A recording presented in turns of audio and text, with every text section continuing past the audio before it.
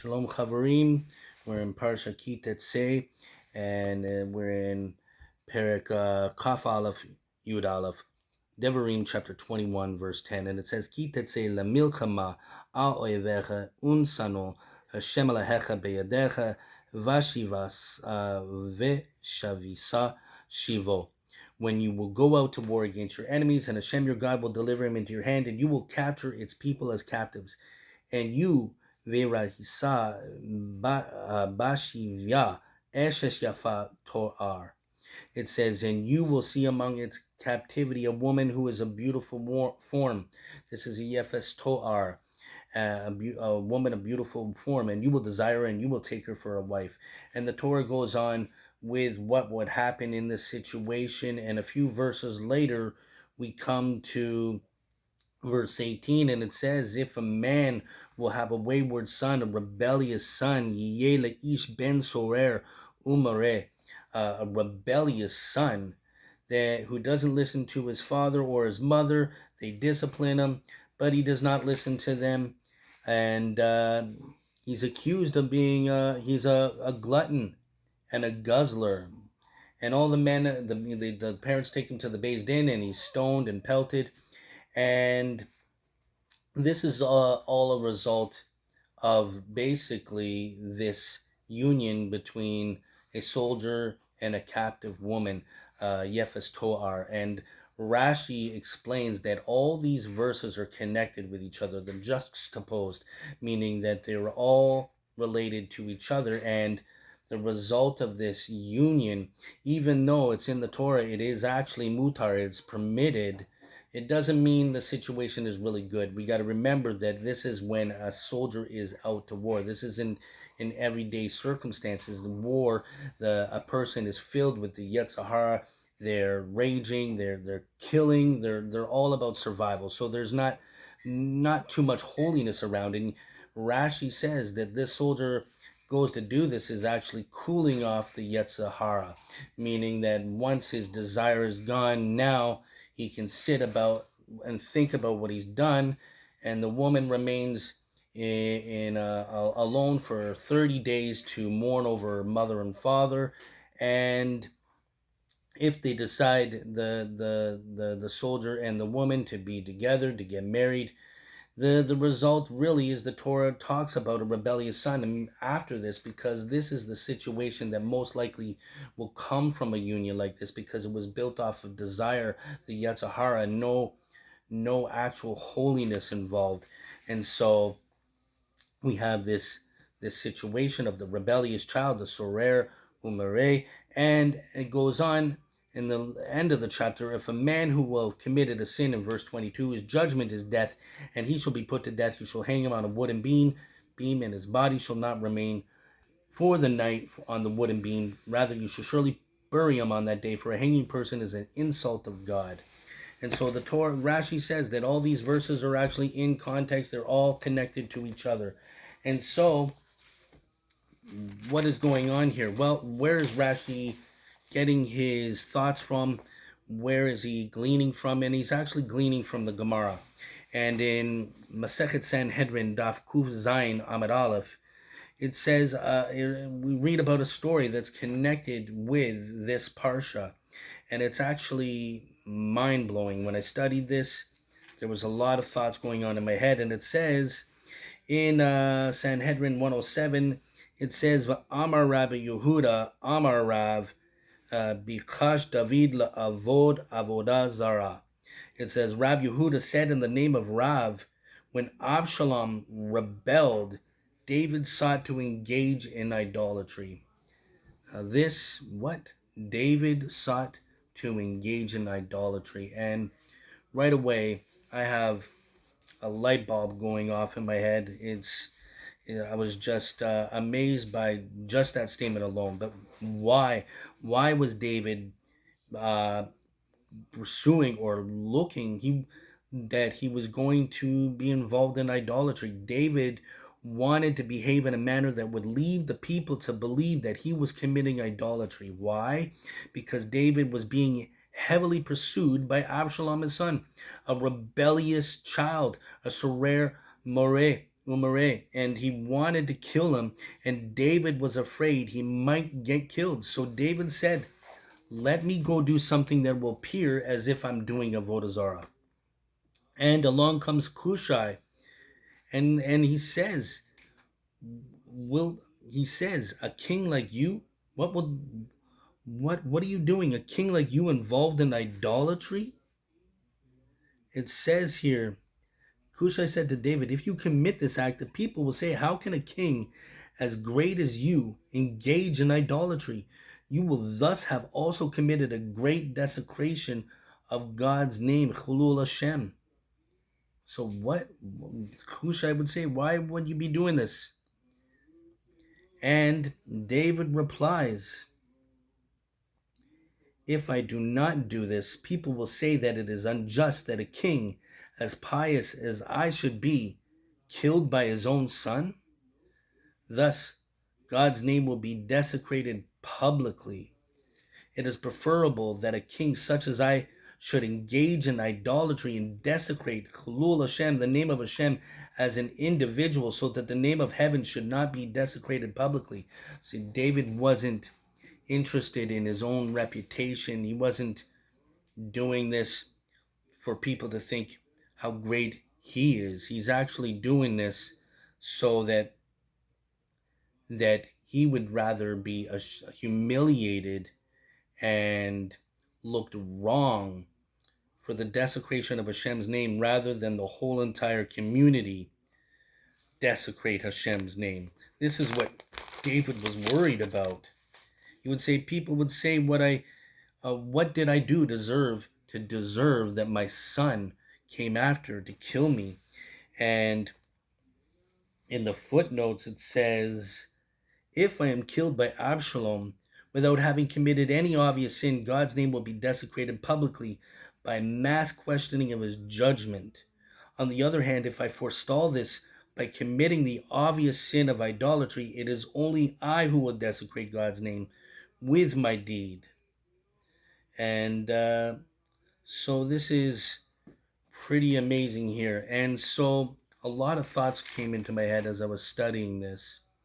But before I go on to that, Hushai says, what do you mean? No, you're wrong. No, people won't think that because Avshalom sought to kill you, that it's a desecration of God's name. You should know this, David.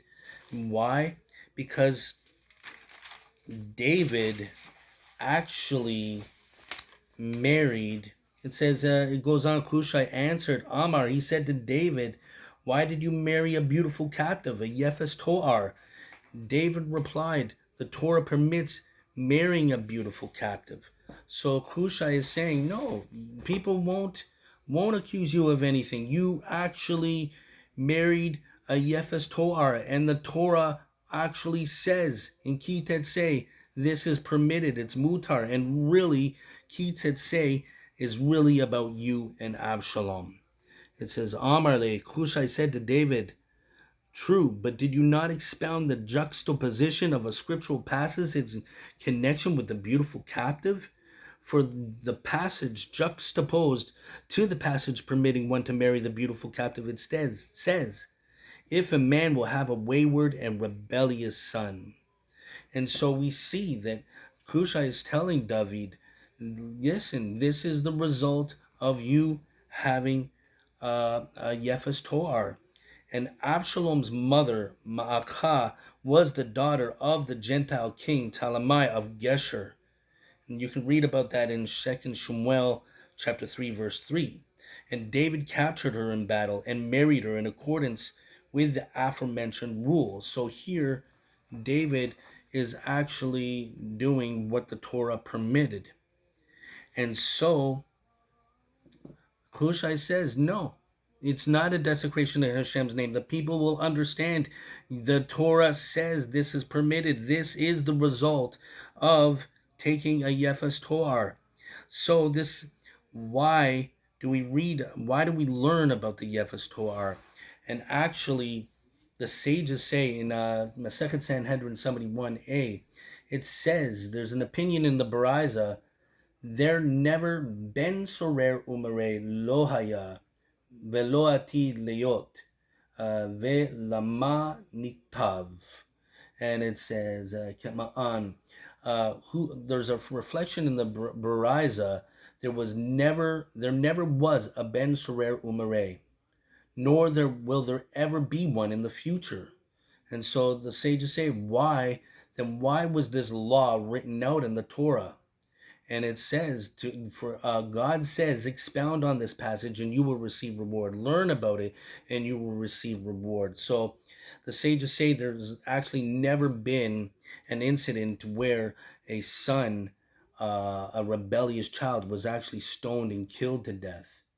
But later on, as we read through the Daf in the Gemara in 71a, it comes later on another view. In Amar Rab Yonasan said, I saw a Ben Sorer Umare, and I sat on the chever, on his grave. And what does this mean? Not that he actually sat on it, but he understood that Avshalom, the sages say he was referring to Avshalom, was a rebellious child. And so, what is going on here? Well, the rebellious child, on a literal level, the rebellious child has to be at a certain age, and Avshalom was older than this. And also the mother and father have to take the child to the Beis Din to be stoned. This never happened. But this is basically the outcome. It's more of a picture of Avshalom. And you see, Rashi is explaining that the proof is Avshalom. Not only that, the Baal HaTurim says the Ben Sorer is the same gematria. So Ben Sorer, a rebellious child, is the same gematria as Avshalom ben David. And not only that, the Rochaic says even further, the next passage, someone who gets hung on a tree. So if we read in Devarim Chapter 21, verse 22, to the end of the chapter, it talks about the one who is hung on a tree. And we see the Rochaic even links this to Avshalom. Why? How did Avshalom die? It actually says in 2 Shmuel, verse 9 and onwards, that Avshalom encountered some of David's followers. Avshalom was riding on a mule, and the mule passed under the tangled branches of a great terebinth. His hair got caught in the tree, and he was held between heaven and earth, and the mule under him kept going. And later on we see that Yoav sees this, and what happens? He's hanging on a tree, and Yoav took 3 darts in his hand and drove them into Avshalom's chest. And so we see that he's hanging from a tree, and he's also pierced. And so this is amazing. This is all alluding to Seitzei. Everything, all the verses interconnected, the same. We see the same pattern with Avshalom. Now, what's even more mind-boggling about this is that David, he seeks to go into idolatry. He looks as if he's going into idolatry. And isn't it interesting? He doesn't want the community, the Zabor, the children of Israel, to be recognized of Chilul Hashem, the desecration of God's name. Rather, he wanted to look as if he was desecrating God's name. And what do we see? We also see another picture. See, the sages, Ramban especially, talks about what happened to the fathers will happen again. And I believe it even happens further than even the Navi, the prophets in the Tanakh, which we see a picture of Yeshua, the Mashiach. And what does he look like?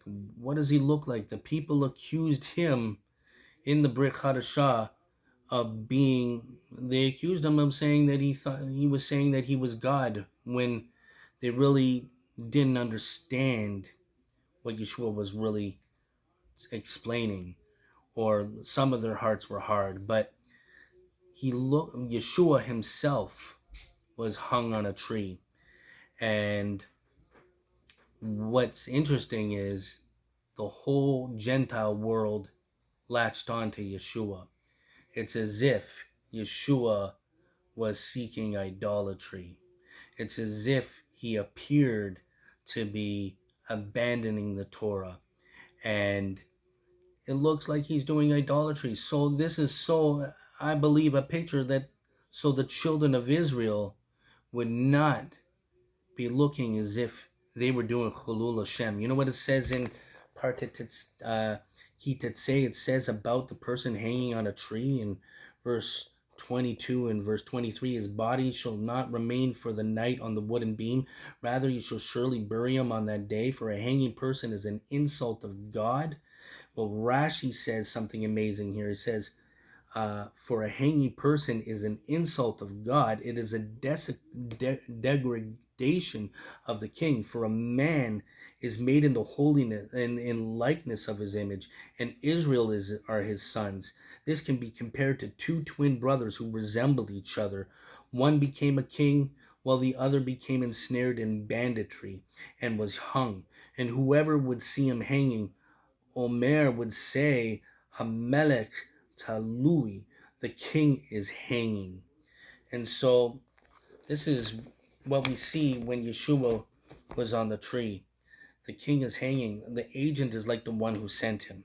And so Avshalom has himself hanging in a tree and was speared. And not only that, in the Brit Hadashah, it also says that the Roman soldiers pierced Yeshua in the side. Isn't it interesting? The same thing happened to Avshalom, and we see all of these connections juxtaposed in Parsha Seitzei. Not only that, a friend of mine pointed out that even in Mattai, chapter 11, some of the individuals accused Yeshua. It says in chapter 11, verse 19, but the Son of Man came eating and drinking, and they said, look, a man who is a glutton and a drunkard. They even accused him of the same accusations of the rebellious child. And so, what is this all about? Not only that, there's a deeper concept. Why would David go to seek idolatry? Well, this is also a concept, just like Yitzhak had his sons Yaakov and Esav. Yaakov was on the right way. He was on the good path, the derech. But Esav, he went on the other path. And what did he do? He went out where he wasn't supposed to, where Torah doesn't permit. And he married gentile women. And he clinged to them. But the sages say on a deeper level that Esav was really on a higher level, or had the potential to be higher than even than Yaakov. And so what happened? What did he do? The Or HaChaim says that literally he was going into the outer parts where idolaters were. But actually, in order in the beginning, even Adam fell. And when he fell, when he took part in the Avera, the sin of the tree of knowledge of good and evil, the sages say that his body, basically his soul, scattered and left sparks of Kedusha all over. And in order for that holiness to be drawn back to where it belongs, an individual would have to go and seek those sparks. This is what Abraham did. And this is what David did. David will live to be 70 years old. Adam will live to 930 years old. 70 years of Adam life went to David. And David represents Mashiach. And you see, Adam, David, Aleph, Daled, Mashiach, Mem.